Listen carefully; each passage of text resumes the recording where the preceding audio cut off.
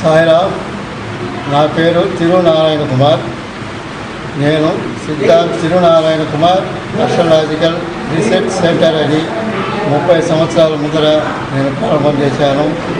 నా అనుభవంతో చెప్తున్నాను. ఇప్పుడు రాష్ట్రంలో అధికారంలో ఉన్న పార్టీ అంటే వైఎస్ఆర్ పార్టీయే వస్తుంది. తర్వాత కేంద్రంలో కూడా అధికారంలో ఉన్న పార్టీయే అంటే బీజేపీ పార్టీయే వస్తుంది.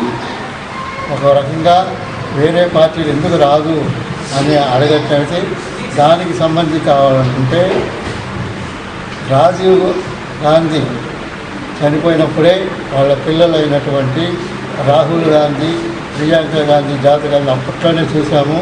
అప్పట్లోనే వాళ్ళ జాతకాల్లో వాళ్ళకి ప్రధానమంత్రి అయ్యే యోగం లేదని అప్పట్లోనే మేము చూసాము. కాబట్టి అది ఇప్పటికీ కొనసాగుతూ ఉంది. కాబట్టి ఎట్టి పరిస్థితుల్లో కూడా రాహుల్ గాంధీ, ప్రియాంక గాంధీకి రాదు. కాబట్టి తప్పనిసరిగా బీజేపీయే వస్తుంది.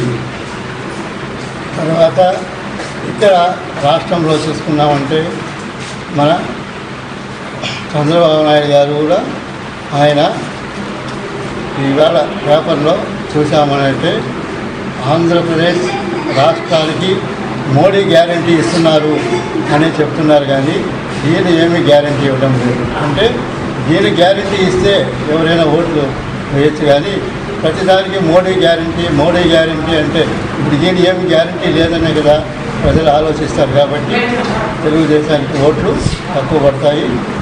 కాబట్టి ప్రస్తుతం ఉన్న రూలింగ్ పార్టీ వైఎస్ఆర్ పార్టీయే మళ్ళీ అధికారంలోకి వస్తుంది.